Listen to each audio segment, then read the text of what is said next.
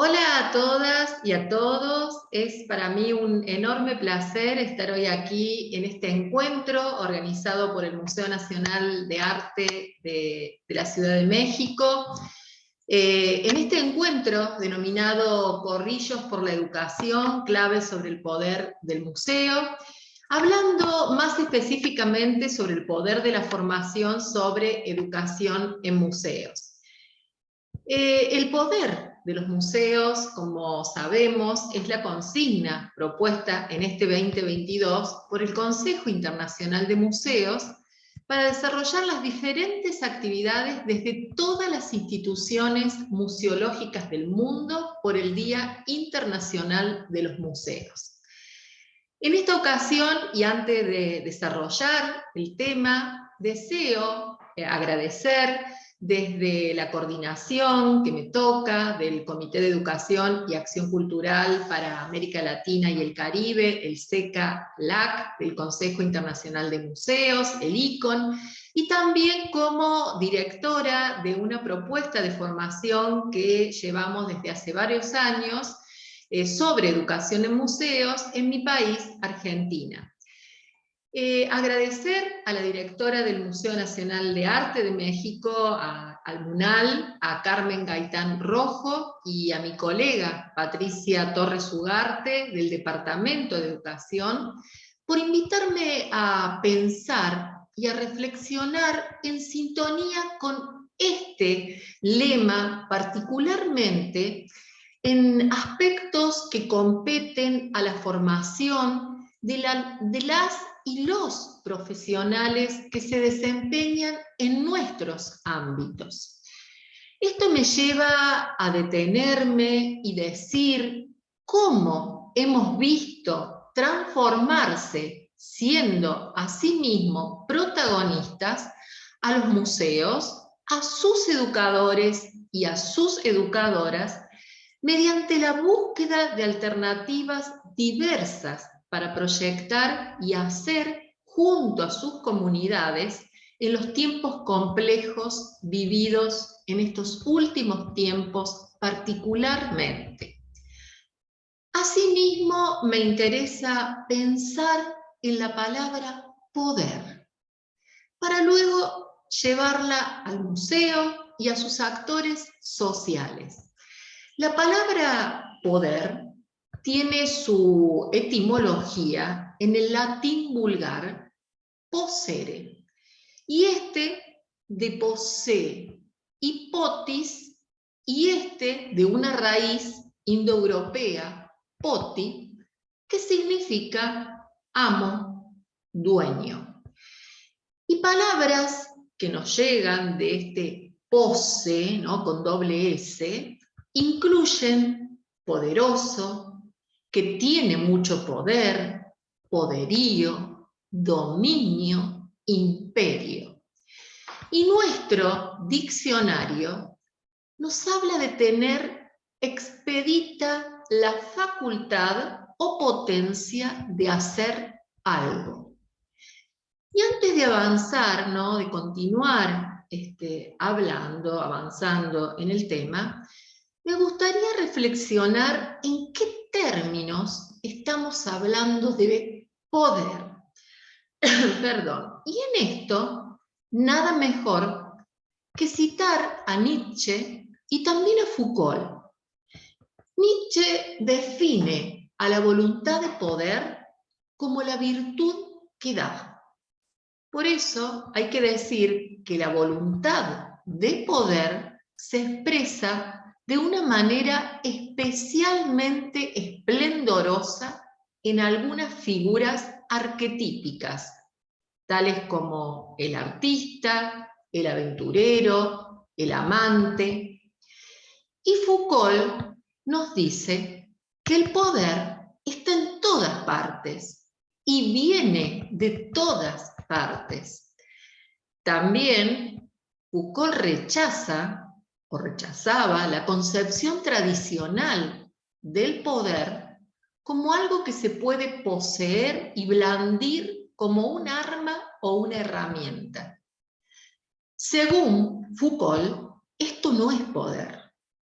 sino la capacidad de ejercerlo.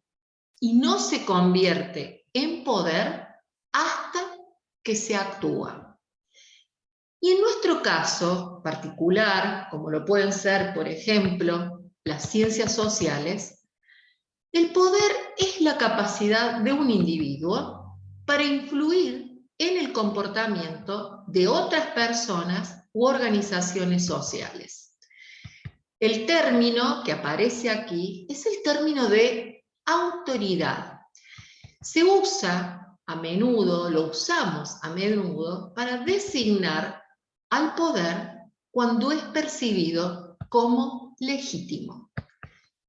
Entonces, y pensando en todas estas palabras y conceptos claramente definidos, decir que el museo, como institución permanente, con el paso del tiempo, aún puede llegar a ser controversial en alguna mirada, ¿no?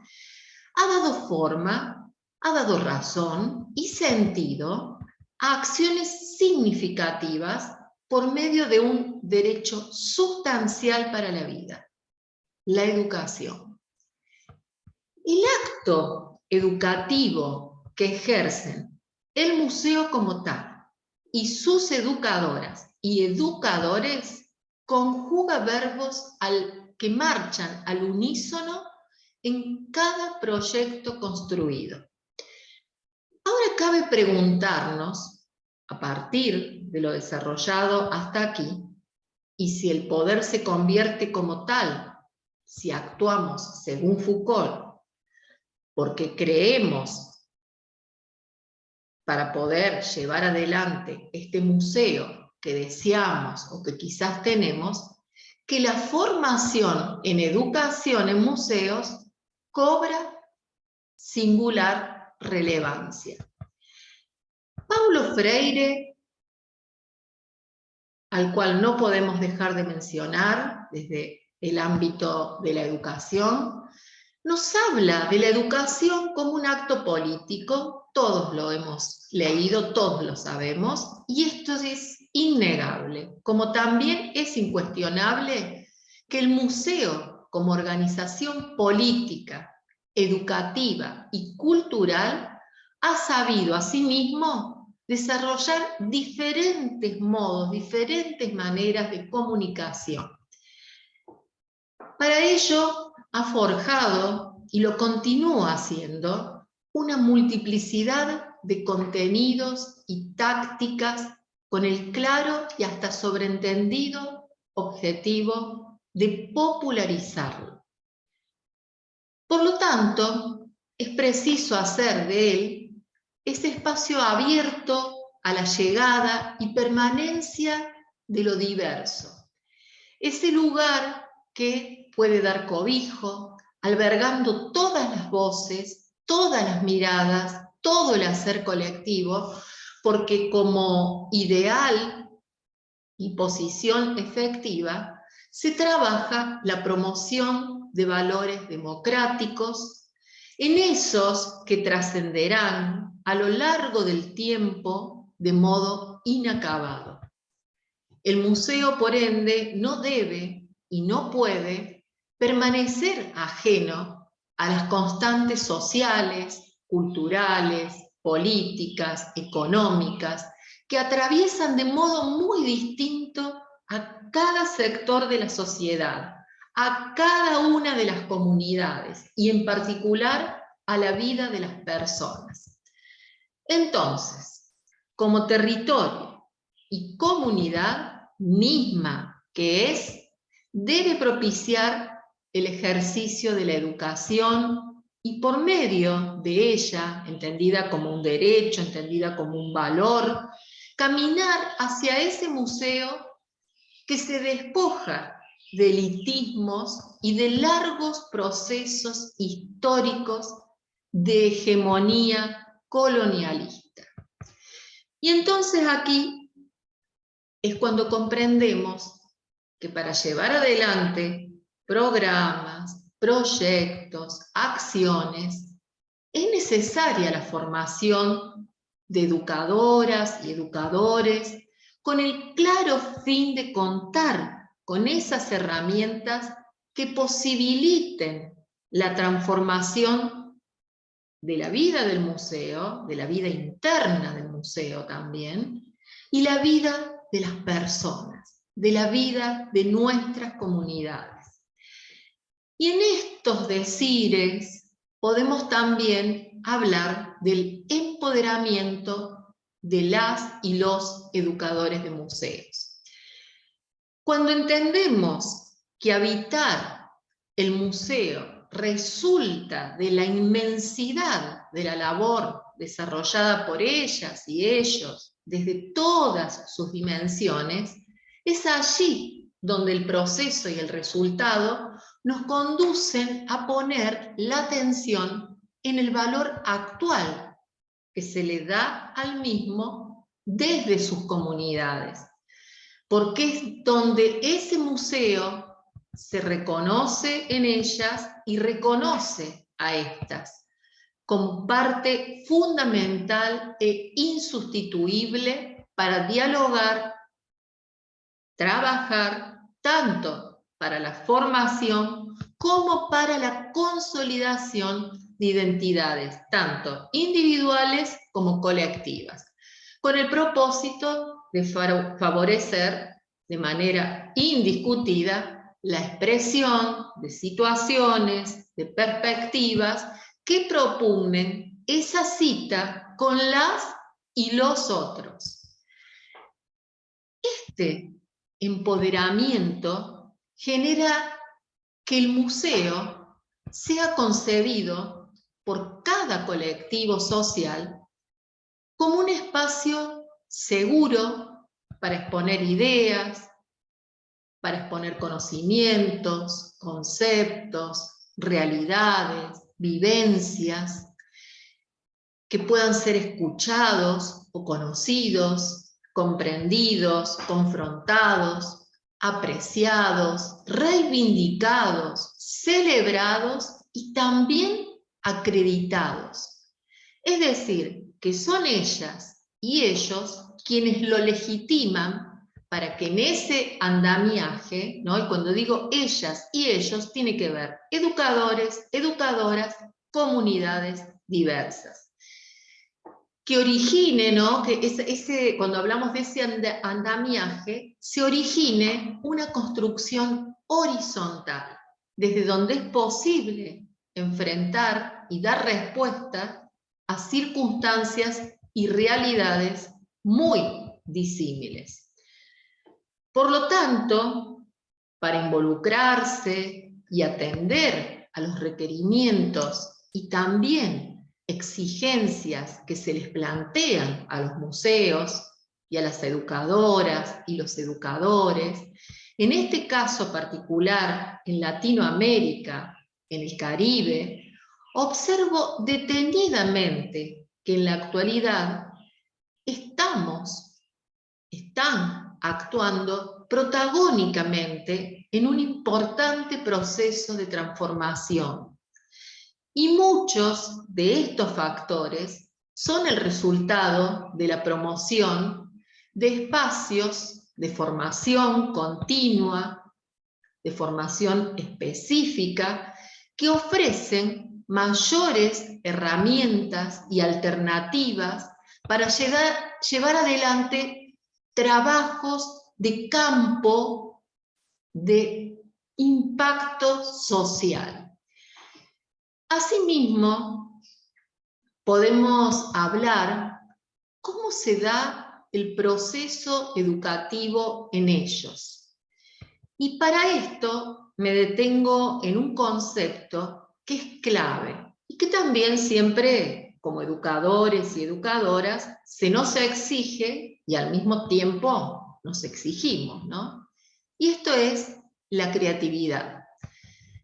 Para ello, aquí voy a tomar estudios que fueron realizados por un investigador argentino del campo de la educación, sociólogo, pensador, como Adrián Escribano, donde él dice que la creatividad está estrechamente conectada a imaginar, jugar, experimentar, que crear es intervenir y transformar la realidad, que los actos creativos son actos sociales y que siempre que lo hacemos con el otro.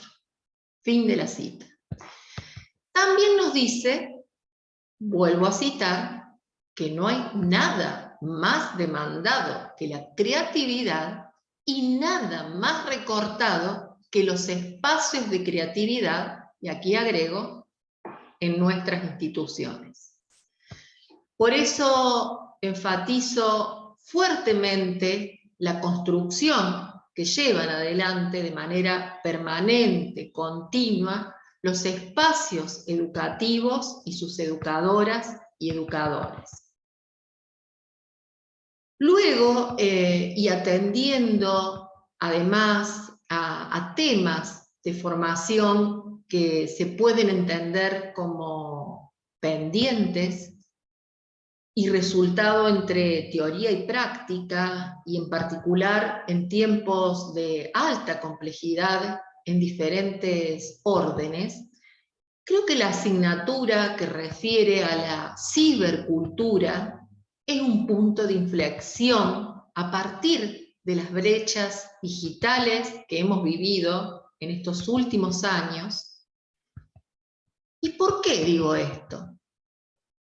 El museo toma de esta forma una responsabilidad ante un sinnúmero de problemáticas de toda índole que lo atraviesan como espacio, que convive con grupos diversos, y si nos detenemos en aspectos centrales como propulsar los valores de igualdad, inclusión y accesibilidad, y en particular en estos mencionados tiempos complejos, tiempos sensibles o inusitados, ese compromiso se acrecienta, porque como bien expresa el sociólogo François Dubet, y aquí cito lo que él dice, el avance de las desigualdades también se explica por una decadencia de los lazos de solidaridad.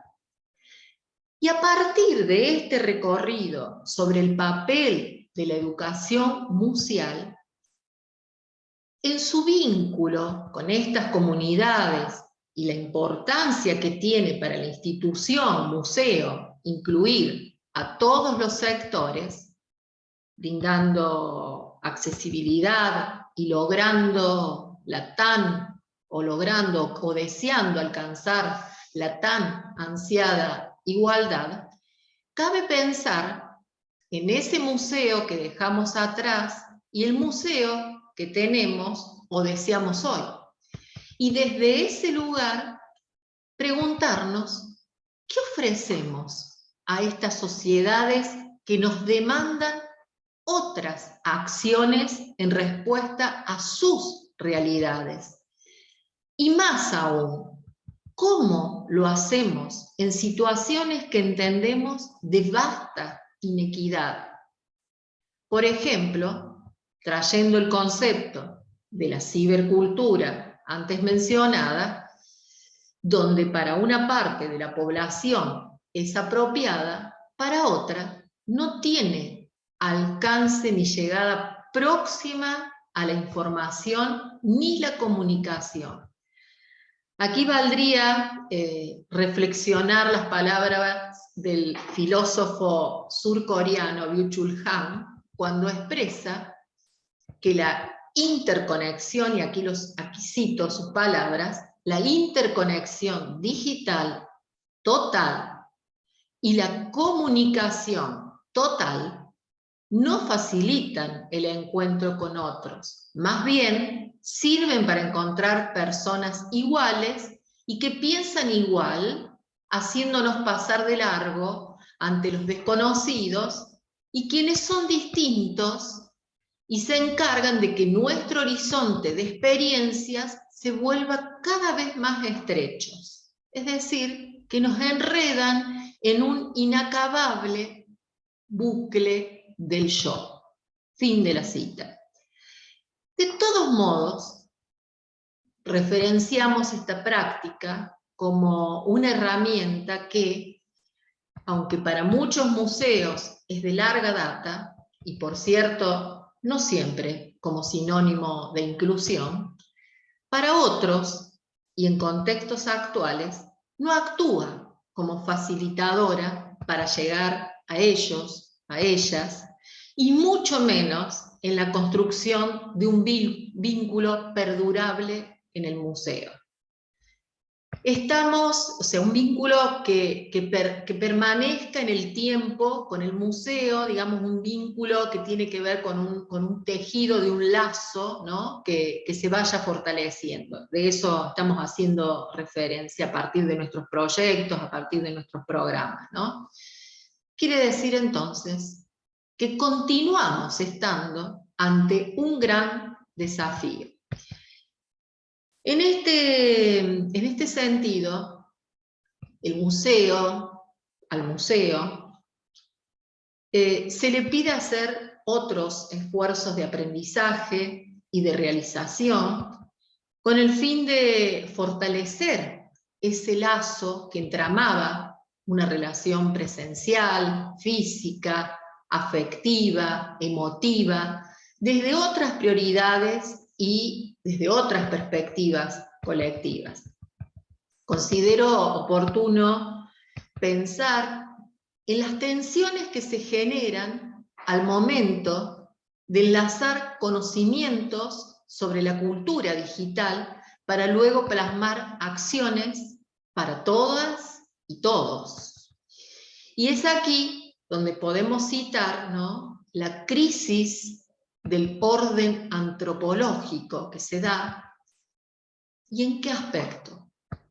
Respecto a los ritos que llevamos adelante junto a dichas comunidades, sabiendo que los mismos son acciones simbólicas, transmiten y representan aquellos valores y órdenes que mantienen cohesionada una comunidad, generan una comunidad sin comunicación, mientras lo que hemos visto que predominó, y en otros aún predomina hoy, es una comunicación sin comunidad.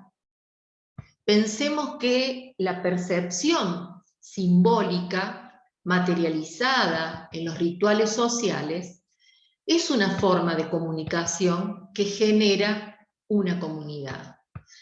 Entonces, ese museo al que deseamos hacer referencia es el que tiene la capacidad de caminar a la par de la vida real de las personas y de esa población donde se haya situado, proponiendo constituirse en un elemento dinamizador de la sociedad que lo integra.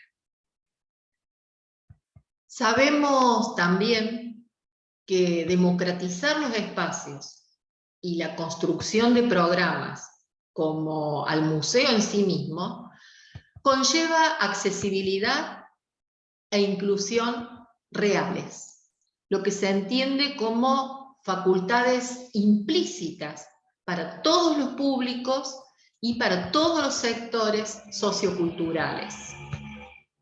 Las personas y las instituciones, es decir, quienes conformamos los diversos grupos sociales antes mencionados, enfrentamos enormes retos.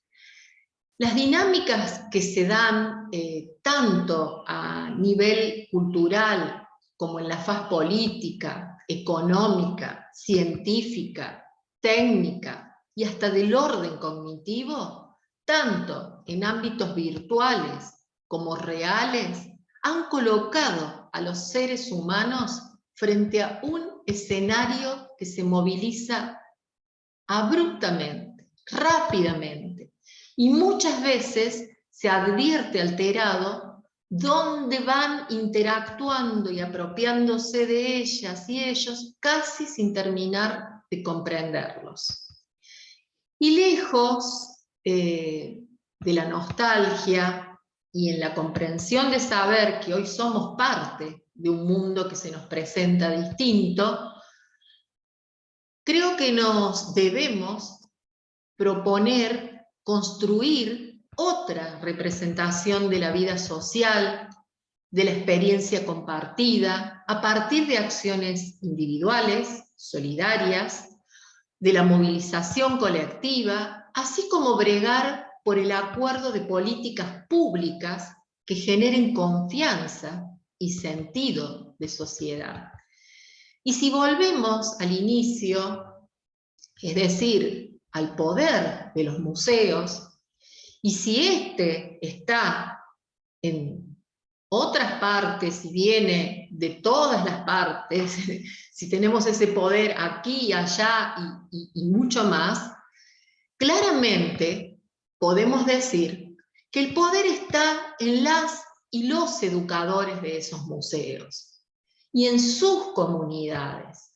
La fuerza, la potencia está en fortalecerse en la formación continua como profesionales. El poder es la fuerza indiscutible para la acción conjunta.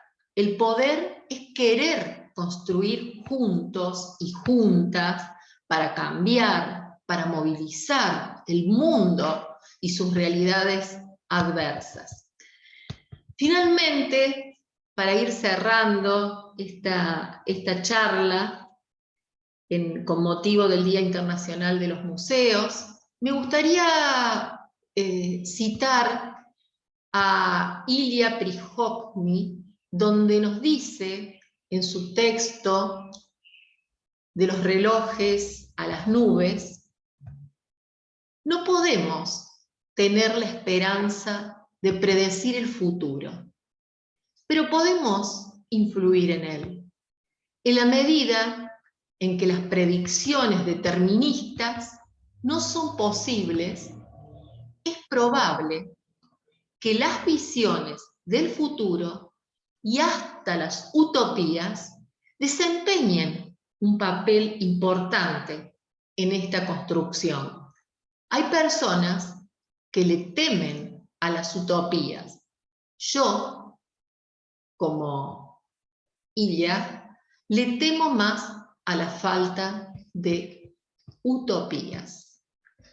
Muchas gracias a todas y a todos.